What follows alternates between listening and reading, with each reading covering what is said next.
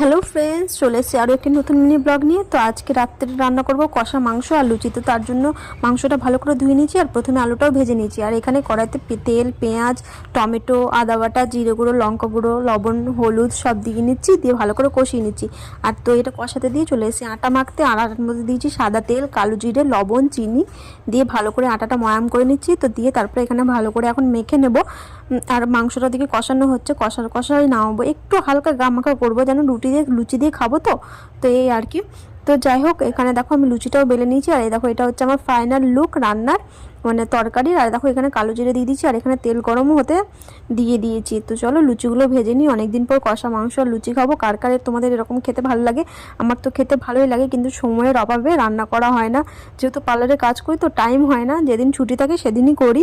আর সেদিনই টাইম নিয়ে এসব খাওয়ার ইচ্ছে হলো করি। কি করবো বলো, কাজের মানুষ, কাজের চাপ থেকে তো আর করা হয় না। তো যাই হোক, চলো আজকে